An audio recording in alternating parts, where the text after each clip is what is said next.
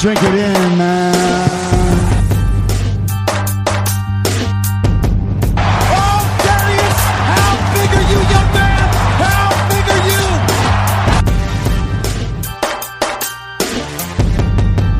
Drink it in, man. Detroit Koolaid, what is going on, Koolaid Drinkers? We are back, and it's Friday, and I'm here with Grifka to talk about the Minnesota. Going in Minnesota, Grifka, what's going on? And just coming down from my sugar rush from all the Halloween candy. Yeah, man, we knocked out a Kool-Aid Halloween episode earlier this week. We talked all about the Golden Tate trade, so if you didn't check out that show, that's one you got to check out. Lots of hijinks, lots of me and Grifka arguing on that one, but we're here for our normal Kool-Aid cast. Talk about a big road game coming off a terrible loss to Seattle. Grifka, what's on your mind this week, Lions related? Just not a whole lot. Just looking forward to this game. I just know one thing. We seem to be talking about this guy an awful lot, and I just want to put the stipulation out there is like, I'm not talking about Ziggy again until he hits the field, man. So this is gonna be the last time we talk about him. What? Can we agree about this? Because I'm really tired of using any time about wasting time about talking about this guy, hoping for him to come back. So I just want to get your take. Are you with me on this? No, of course not. We're not agreeing to that one because it's our most popular rated part of the show is when I bring up Ziggy and you bag on him for 10 minutes and then I support him for 20 minutes. Like the people love it. So no, it can't be the end. And then the other reason it can't be the end is because we're paying this guy $17 million. He hasn't been on the field. Every Detroit Lions fan wants him out for a sack of potatoes. And I'm like one of the only few guys that's sitting here going, do you guys realize that if he is healthy for some, crazy reason and that he could actually help our defense and, hey, maybe help us win games? It'd be like getting a free trade or a free agent. Like, I'm all for it. So, no, I'm not going on this at all. We're going to bring him up whenever it's relevant, Grifka. So, we don't know if he's practiced this week. We don't know if he'll play Minnesota. So we can skip right now, but I'm still hoping he plays Sunday, and I'm going to talk about him whenever I can because we're paying him a heck load of money, and I want him to play, and the people love it. Okay, well let's just dive right into this game because with it being Halloween, we're more focused on handing out candy to trick or treaters and eating all their candy. So this is what I want to Hold bring on. up. For the people, can reasonable minds differ on Ziggy for the time being? Yeah, just for now. But, well, we're always gonna differ. I don't know if your mind is reasonable, Grifka, but we'll table it for now. So go ahead. Okay. Well, let's dive into this Minnesota game here on Sunday. Once again, it's another tough division game. First road division game, and Minnesota's probably not too happy coming off a home loss against New Orleans. Now we all know Minnesota's past. Last couple of years they've been a really good defense. They went out there and got a different quarterback. Even though Case Keenum took them kind of far last year. So what do you think? What's your take on this Minnesota team? How are they different from last year where they were kind of a slugfest team where they are this year? Well, I know going back to our predictions episode, I think we both had this as a loss, saying like the Lions have. That the record's kind of crazy. I think I heard a stat here recently that the Lions, if you just take their division games the last few years, they're like 10-3 in division games or something, if I have that right, I think we've won, 3 out of the last 4 at least in Minnesota. So, it hasn't been this house of horrors, if we can use that word, after Halloween for the Lions going up to Minnesota. But it's not an easy place to play, but it's an indoor stadium, which I always like. Lions are more comfortable indoors with their playmakers. The Minnesota defense has not been anywhere near as daunting as people pegged it to be this year. They have lots of players over there, but they just haven't been dominating people on the defensive side of the ball. And, all things considered, it probably appears that Dalvin Cook will be out again. That's another one of their big playmakers. So going into this game, without breaking it all down right here off the top, to me, Minnesota is a good football team. They haven't played as well as they probably should have, so I agree with you. Coming off a loss and in division, they're going to be motivated to get a W. And we got to come in with a game plan, a mentality, and a way to get this dub because I mean, it's a must-win in my opinion. Yeah, I would agree with you on that. I know you don't like that, but this is a must-win. I mean, with the loss that Detroit just took at home to Seattle, and this being a division game, the Lions got to win all the division games that they can get, obviously, based on with the number of wins it usually takes to make the playoffs. They're, 3-4 now? That's 7 games, and generally you need generally 10 wins. I don't want to say guarantees you a spot, but your chances are greatly increased if you got 10 wins. So that means they have to win 7 games to get to 10 wins out of the remaining games. So this has to be one of them. And yeah, Minnesota's defense hasn't been as strong as it has been in the past. I'm not quite for sure what it is. I don't know if it's loss of personnel that has been there. It just doesn't seem like they've lost a whole lot of guys to free agency. I don't know if guys are just figuring out, other teams are figuring out how to scheme against them, where to score on them, but they just haven't seemed as tough as they have in the past.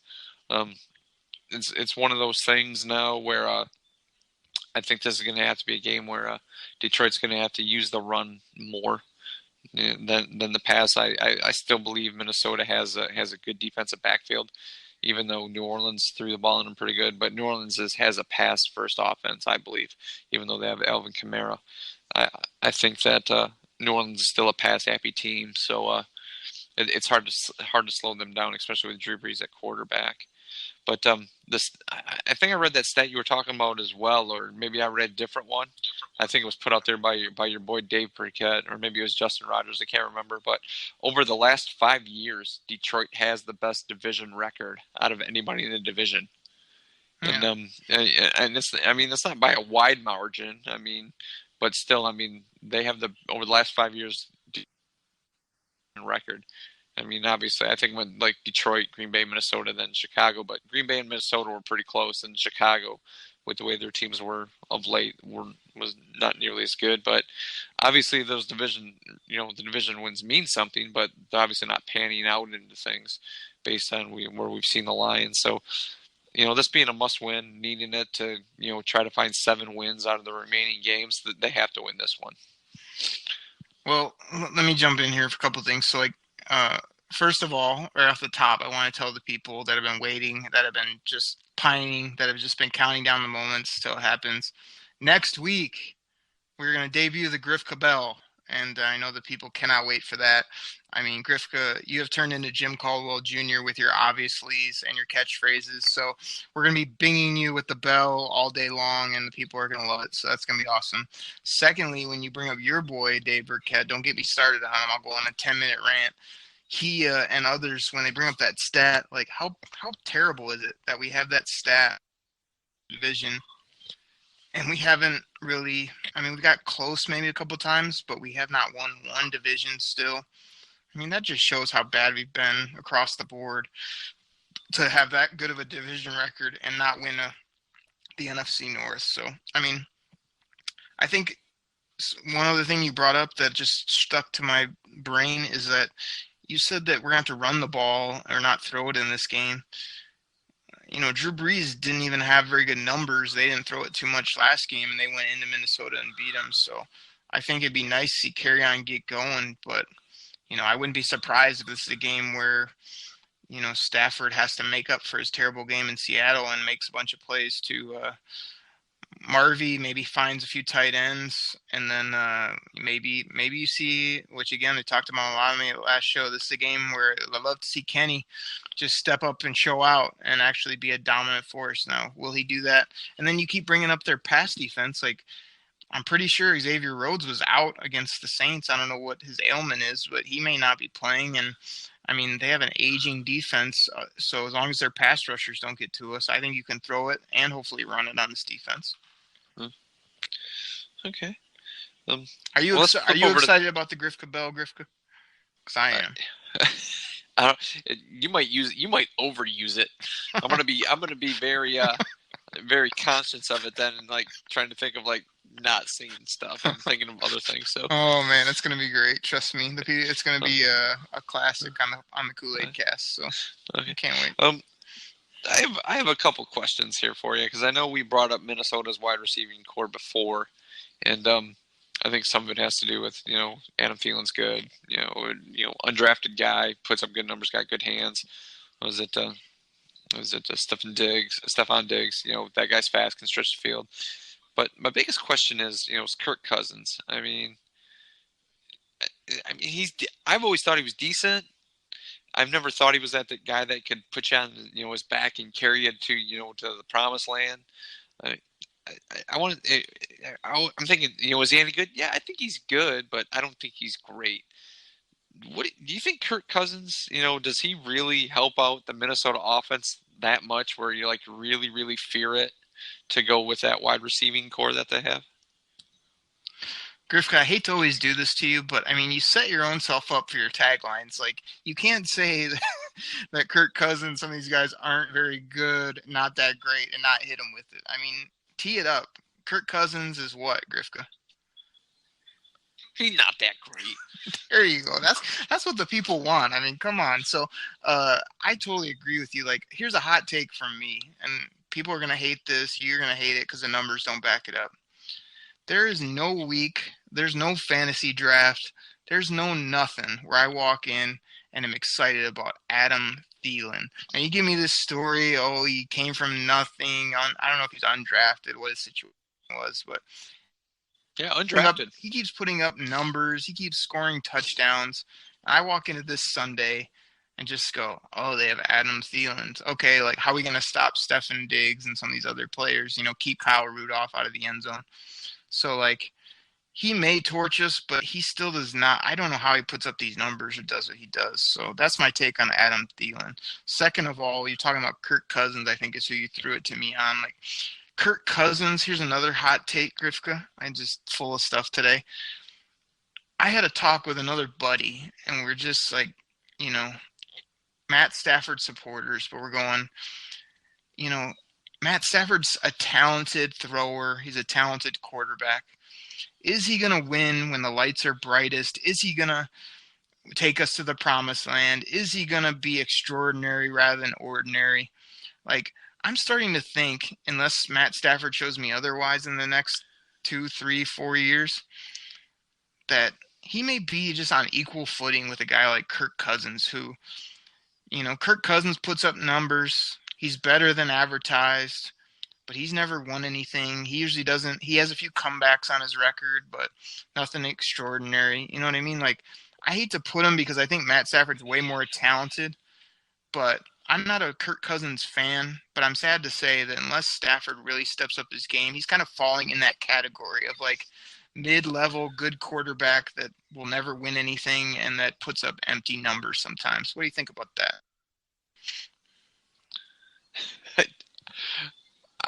I don't even know if Kirk Cousins in my book is mid-level quarterback. I think he's just another guy. I realize he played in Washington for a couple of years on the franchise tag, but those teams never really did anything with him. There has to be a reason why a team's not he balled out under the franchise tag. Let's just franchise him again, see if he can do it again. Obviously there's a lot of non-believers out there, and then Minnesota's he's better than Case Keenum. Yeah, you're right. Obviously we've seen what Case Keenum's done in Denver this year, but I think Kirk Cousins, he's just another quarterback, to be honest with you. I never really thought he was that great a guy. I never thought he was a guy you were going to want to build your offense around. And obviously Minnesota took a chance on him, thinking he could, lead them somewhere because, it was always kind of was it Super Bowl or bust, with where they were at last year. So I just don't get excited with Kirk Cousins. It's one of those guys that was the Lions signed Kirk Cousins. Great. I guess I feel the same kind of way after they signed John Kitna, okay, that's okay, I guess, but it's kind of the way I feel about Kirk Cousins. But here's my hot take, and the reason I brought it up is because I'm curious where you still put Matt Stafford on the pecking order, because for years and years, and I'm still a big supporter of number 9, but when you really break it down, in a weird way, there's sometimes where I have that feeling about Matt Stafford. It's oh yeah, there he is again. There's our quarterback, but is he elite? Is he dynamic? Kirk Cousins, to me, Grifka, I mean, this is a game where I can see him slicing and dicing us. I mean, we haven't been very good when we don't get pressure on the quarterback. So if we can't get after their O-line, which we should be able to, but if we can't get to the quarterback, I could see Kirk Cousins just standing back there and throwing balls to his two main receivers and his tight end all day. So I don't think he's great, but I think that he's not that great. He could win games. There's no doubt. I think that's almost any pro quarterback. If you don't get pressure on him, can stand back there and win games. I think the difference between Kirk Cousins and Matt Stafford is, I mean, we've seen Matt Stafford throw teams on his back and just, carry him to victories. And like everybody's like, oh, he pads his stats, but there's years where he has just he does have a bunch of comeback victories. And I don't know if Kirk Cousins is that guy. It's just like he's going to bring you back, from 8 comeback victories. I don't know if Kirk Cousins is that guy. So I would rate Matt Stafford at least maybe a top 15 guy, but I don't think Kirk Cousins is better than him. I mean, I guess it depends on how big your buckets are of like where you put guys. I mean, yeah, there's the elites, the Tom Brady's, the Aaron Rodgers, the Drew Brees, but then I think there's quite a drop off there. And I remember, was it not too long ago, everybody was like, oh, Eli Manning, he's like he's a top 8 quarterback. And I mean, really, Eli Manning? I mean, would you trade, a jug of Gatorade for Eli Manning right now? So I guess it once again just depends on how big the buckets are. I mean, I still think Stafford could carry this team somewhere. I think he's better than Kirk Cousins, but I would probably call him a top 15 quarterback. That's where I'm sitting on Stafford. Yeah, like I said, I don't want to turn this totally into a Stafford thing, but I just think that you said comebacks, but to me those comebacks are in September. Those comebacks are in November.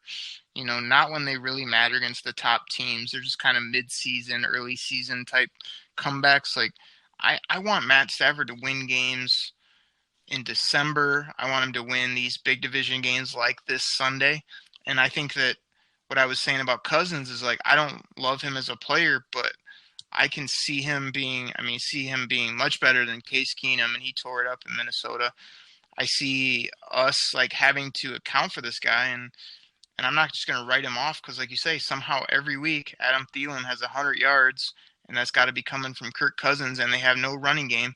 I think, and I know you're going to get to this, but I think if the Lions want to win and dominate this game, the Minnesota line has some injuries and isn't very good, and we should not let Latavius Murray hurt us. He blew us up a year or two ago, or he have a game on Thanksgiving, I think it was, that was just embarrassing. Yeah. Like, we got to shut him down, and then we can deal with our receivers. And then, like you said, if this isn't a Kenny game, this needs to be a carry-on game. I feel like we say it every week, but I'd love to feed it to him and see him take us on his back too.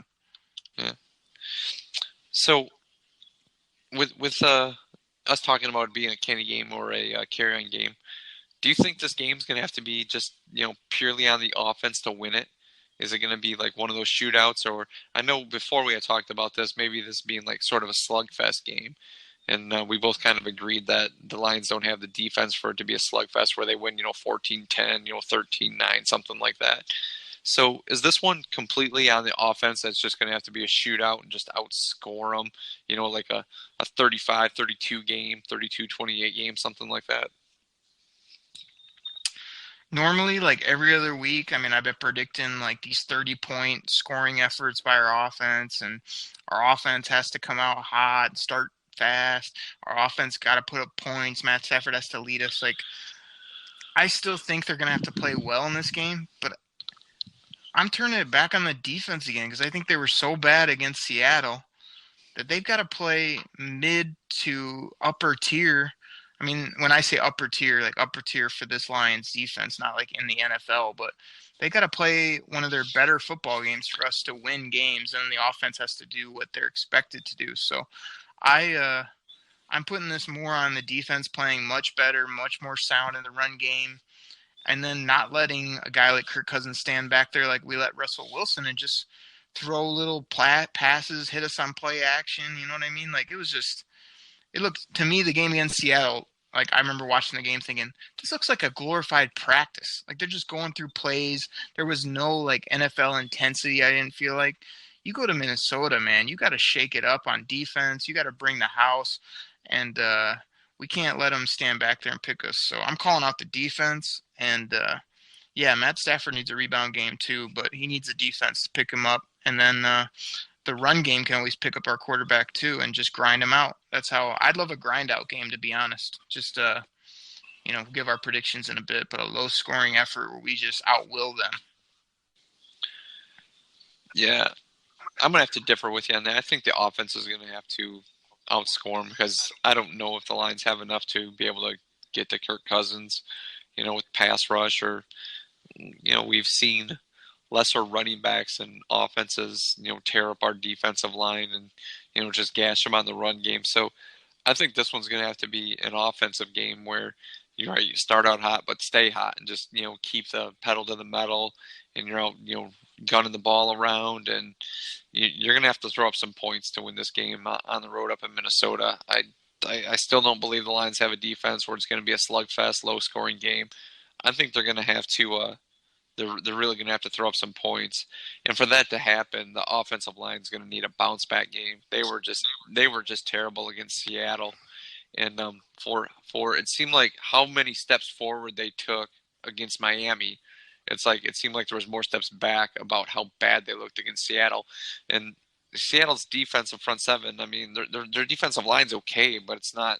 I wouldn't call them a world beater by any stretch of the imagination. They have some decent guys on there, but that offensive line looked terrible. So I think the offensive line is going to have a big game here, where we're just full throttle, full speed ahead.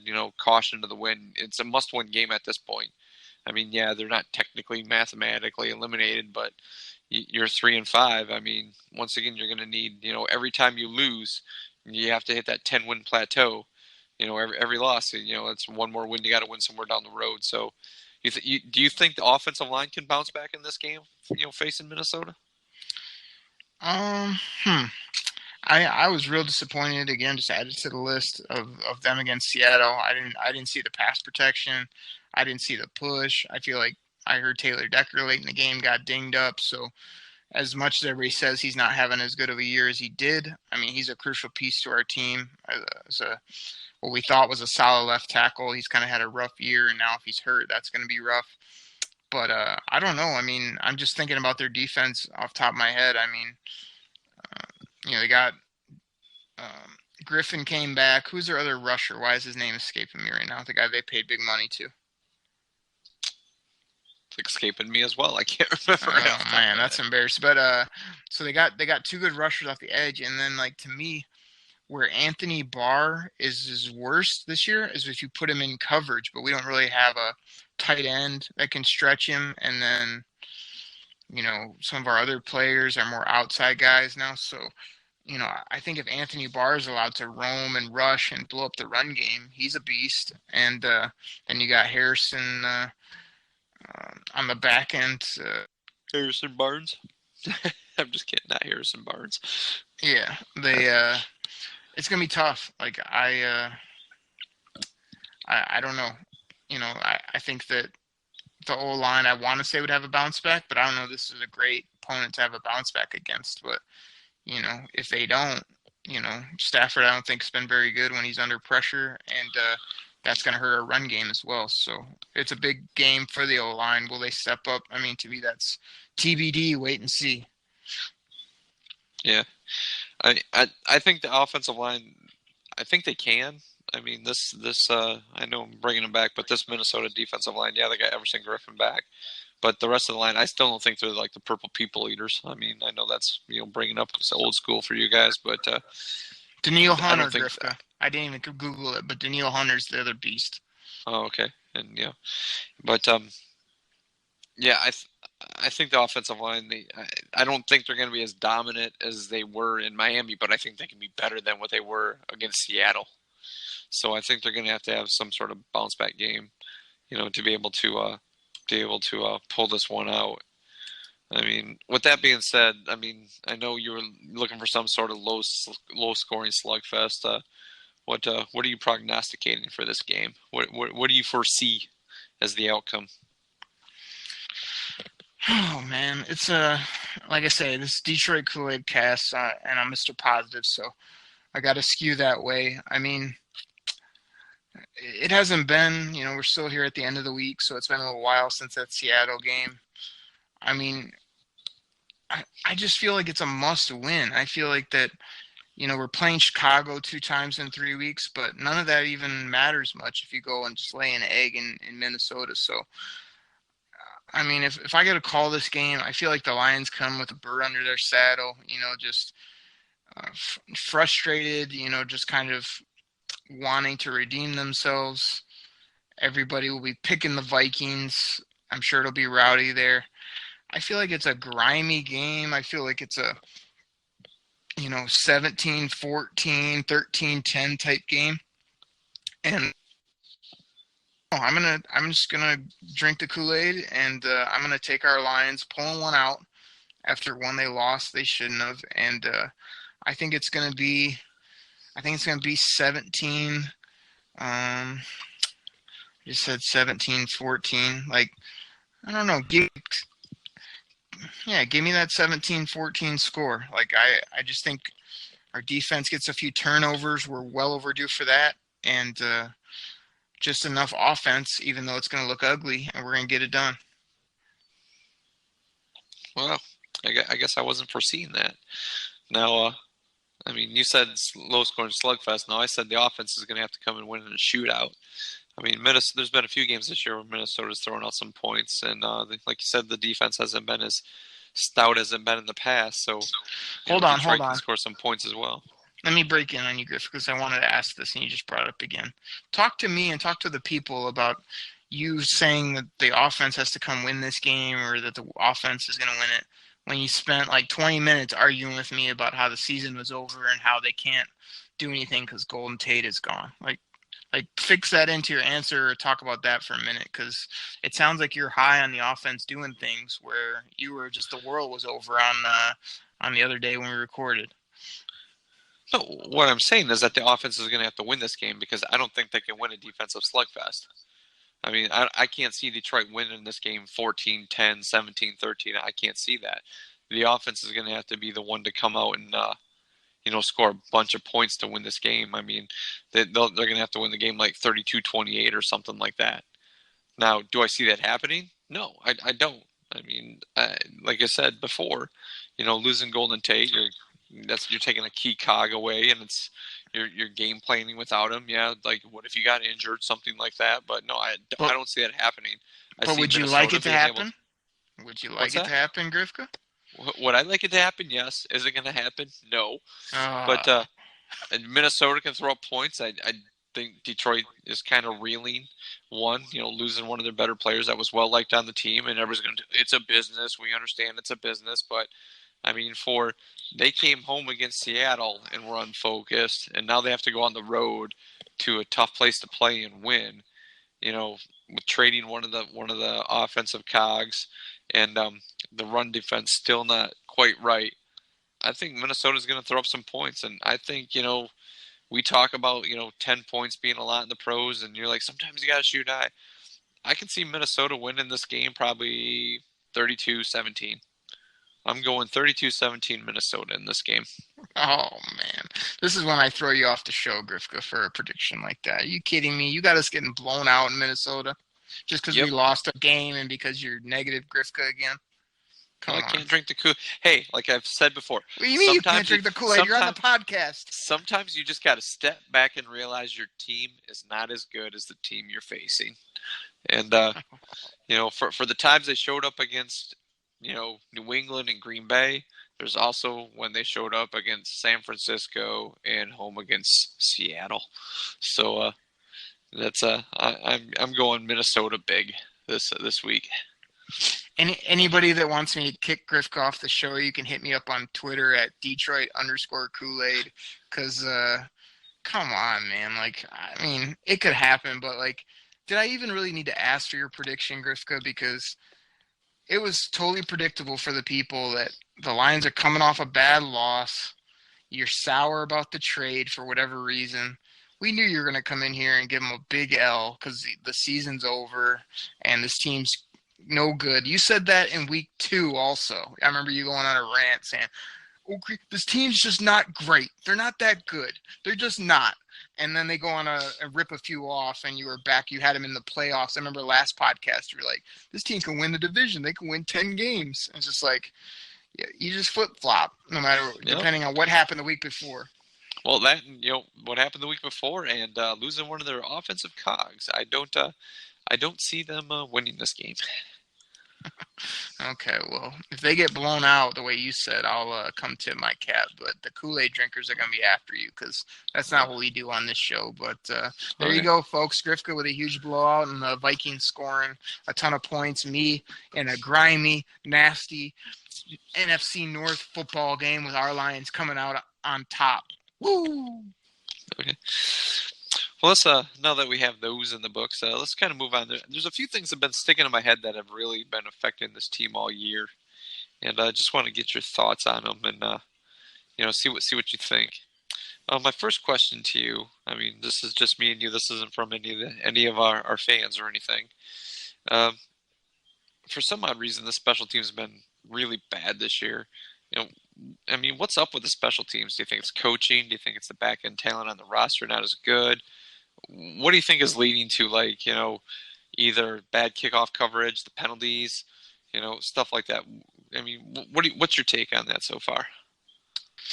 I mean, I think it's pretty plain and simple. Like, there's probably a few coaching things that need to go on, or maybe some tightening up in some areas. But to me, it's just the garbage NFL where, like, you can't have a kickoff or a punt nowadays without at least one flag, usually multiple flags.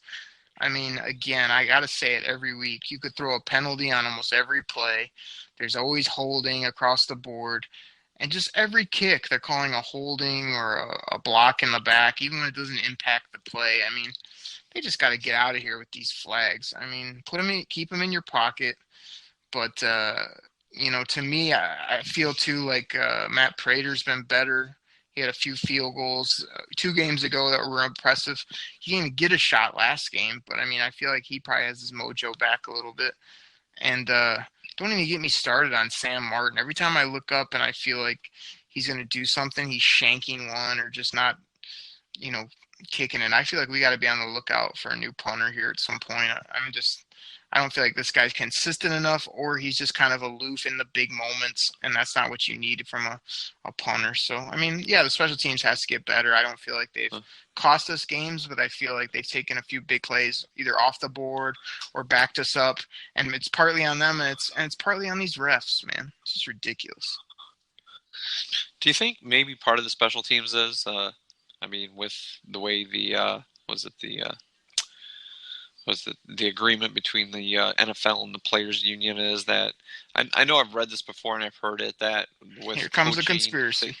Go ahead. Well, no, it's not a conspiracy. That teams that they only get so much practice time, and so teams are more focused on trying to perfect get the offense and defense down where they don't practice special teams as much. Do you think maybe that has anything to do with it? I don't know. Everybody just kind of expects. Oh, you know how to kick off. You know how to defend kickoffs in high school. You knew how to defend kickoffs in college. So they just think there's nothing really to it, or there's something to it. But you've done it for so long, it doesn't take all that much. Do you believe that or no? I don't know. I mean, to me, I don't know. There's not much to it. Like kick it, you run down, you defend your guy without grabbing his jersey and pull him to the ground. If you see a guy's numbers and his nameplate, you don't hit him in the back. Like, I think it just comes down to, overall execution. And yeah, you could practice it all day, but I think it's a part of the game. People always say it's 1/3 of the game. I just feel like it's a side portion of the game. There's not a ton to it. Block the guy, whoever you're supposed to block, these returners. For me, it's almost like just run forward and get a couple of yards and go down so we don't get a 10-yard flag or, a block in the back issue. So I don't know that it comes down to practicing it. These guys should know it. It's just probably more personnel and again, the refs just being too picky on some of this stuff, I think. But we'll see. Hopefully it hasn't cost us games, but it's been a negative through a couple games. There's no doubt about it. Okay. I guess my next question is, I know I hear this a lot. We always discuss it. This guy's on the field because obviously the coaches see something in practice. But at this point in the season, who do you think is really better, Nevin Lawson or Tease Tabor? They both seem to get beat like, on like anytime a ball's thrown their way. I don't see too many, pass defense by these guys. They always seem like you said, they could be interceptions, but they're beat by the offensive guy that's just taking the ball away from them, or they seem to 2 or 3 steps behind both of them. We all talk about does Tease Tabor speed, but at this point, who do you think is better? Do you see any upside with Tabor, or is kind of like he is what he is, or is Nevin Lawson, he's out there because he's been around? Is there a choice C, Grifka? Well, we can't trade him. That's already passed, and I don't think it would give up anything for either one of them. I think both these players are definitely both have been terrible. I mean, here's my thing. Like, it's happened way too much where I'm watching a Lions game, and I look up, and there's a flag on a pass play, and it's always number 24. And I'm just like, Nevin Lawson again? Are you kidding me? I feel like this guy's a pretty good athlete. He wants it. Every time he does an interview, I'm like, oh, man, this guy loves football. He cares. He's, working hard. And I see him on Sundays either getting roasted or getting, grabbing the guy or never can find the football. I don't know how many picks he even has. I bet he only has maybe 1 or 2 picks his whole career, and the ball probably found him more so than the other way around. He's just not been good. And then I know I tried to stick up for Tease again because he's a draft pick, and I thought he was going to be a ball hawk. I knew his speed was – man, he's got great football instincts, and I thought he was going to be able to jump routes or play zone in certain areas and make plays. Talked to him, was like, Tease, man, when are we going to start jumping routes and making plays? And he just kind of laughed and said something stupid. And so I'm starting to get to the point where he's not producing on the field. His speed is becoming an issue because he's not getting picks. So he's getting to the point where he's a liability out on the field because of either he doesn't fit our defense or his instincts aren't translating to NFL level. So I mean, who's better? Neither. I don't like either of these guys right now on defense. I heard another buddy of mine was had a good thought. We were kind of talking about these two guys are frustrated with him. He said, what it should do is just get Diggs back to playing corner and give Tracy more of a role back on the back end and put Tavon Wilson back there. And I like that as an idea. Just bump Tease and Lawson to next man up or kind of down the depth chart a little bit. So, I mean, I'm not a fan of either of these guys. If I have to roll the dice, I mean, I guess I'd roll it on Nevin Lawson, but I don't like either of them being out there for us a ton. They just have not been good. Yeah, I guess if I was forced to pick one, I'm just okay, these are the 2 guys. You got to start one. I would go with Nevin Lawson as well. I mean, I would have to, say when they drafted Tabor, I was kind of excited. I'd watch him at Florida.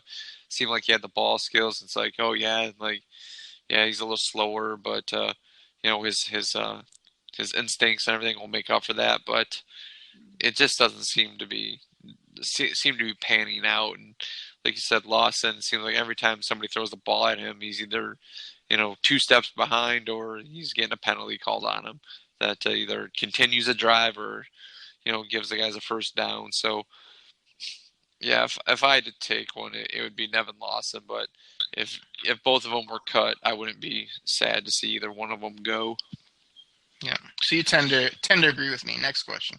Yeah, exactly. Sticking with the defensive backfield, I know we brought him up earlier, and we thought maybe something might change during the year. Maybe it's just because it was the start of the season. But do you really think age is finally either catching up or is it finally caught up to GQ? Simply because during the game last Sunday, I know at one point he went to make a pick and it got by him. And Chris Spielman even mentioned that it looks like this year he's a step or 2 slower, and he would have had that pick in the past. Do you think it's finally caught up to him, and his savvy veteran instincts can only take you so far? Oh, man. Let me answer this in a couple ways. First of all, you bring up that play in particular. Is he a step slow? To me, we've been over this, Grifka. In an NFL game, these guys aren't going to make every play. I felt like he read that well. He was there.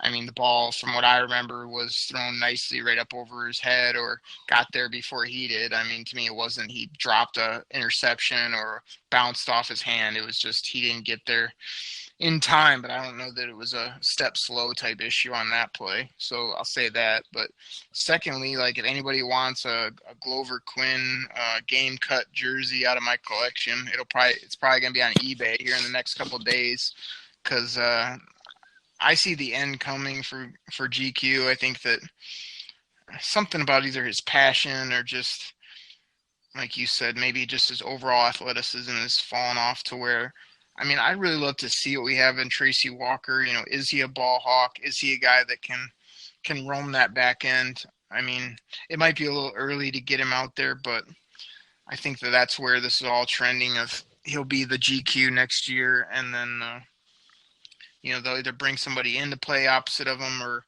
to me, Diggs is a little bit little to be back there, even though I like his instincts. So I think there's a changing of the guard coming at our safety position in general. And I mean, overall, I haven't been impressed with GQ, but most of them haven't been like a lost step other than like when he's been chasing down guys is where I've noticed it. You know, he'll have an angle on a guy and the guy just still runs past him. But I feel like he's sort of been where he needs to be in most coverage. It's just he's not making those splash plays. And sometimes turnovers come in bunches, you know. I feel like he got a lot of tipped balls and a lot of interceptions those first couple of years, and they're just not coming now. So I just think, you know, we'll be moving on pretty soon. He's a great player. Loves what he's done, almost like Golden Tate, you know. Can't take away anything that he's done, but time's coming, and it's probably about time to start looking for another option back there.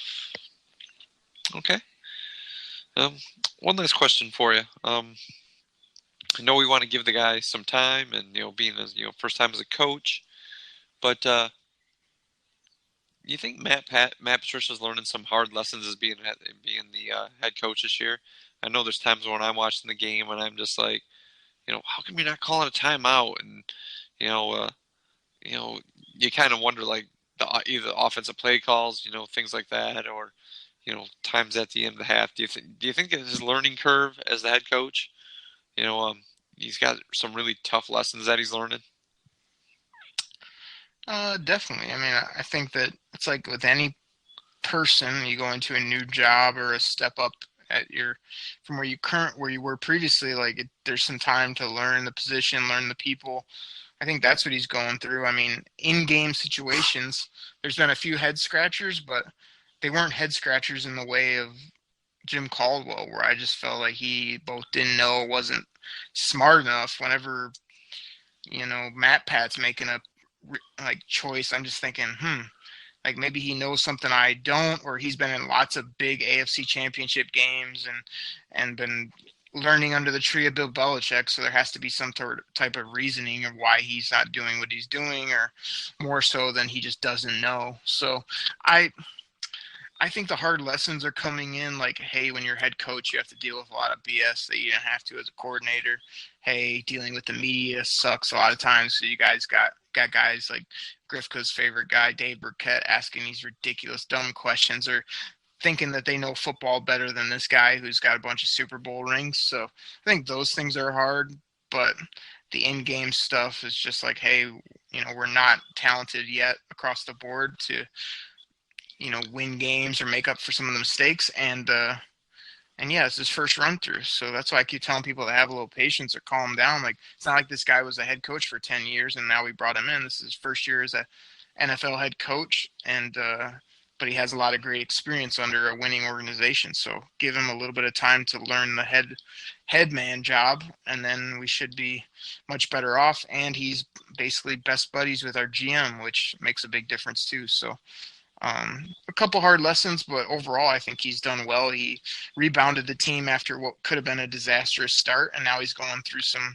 losses, which last time I checked in the NFL, you lose games, and teams that make the playoffs are 9-7, 10-6, so you don't win them all. Okay.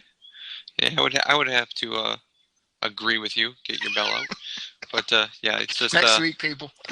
Yeah, so like I said, I sometimes I'm wondering, it's like, how come you didn't call a timeout there, or why didn't we do this, or, you know, why you let the clock run out and just happy to go to the half, you know. So like I said, hopefully it's one of those things, I'm still, in his camp. Hopefully he gets enough time to get it figured out. We can actually see the fruits of all this. But I would go with you. Not when you're just a coordinator. You might get your name in the paper, but it's still going to be the head coach that has to answer all the questions. So, yeah. With that being said, that's all the questions I really got for you. How about we get this wrapped up and get out of here? Yeah, we'll do. Thank you, everybody, so much for continuing to check out the podcast. We try to give you some humor, again, mostly just talk football. We're not going to bore you with a bunch of ads or a bunch of nonsense. We're just here to talk Lions football, have a bunch of fun. Me and Griff could get into a few arguments, a few scraps here or there, and then get on to the next week. So this is an important week. Everybody, coming off a bad loss, everybody just be positive, drink that Kool-Aid, and be ready for a big game in Minnesota. Road game, tough environment. It's going to be a coin flip. What Lions team shows up. Is it run game? Is it pass game on the offensive side of the ball? And on defense, can we stop the run? Can we hold down Adam Thielen of all people, which nobody else has been able to do? So I'm real excited for them to kick it off. I think it'd be another great game. So everybody, check us out. Hit subscribe on iTunes, drink it in, and we'll be back next week for the Detroit Koolaid Cast. Take care, everybody. This Sunday, I'm going to give you what you crave, what everybody here craves. Drink it in, man.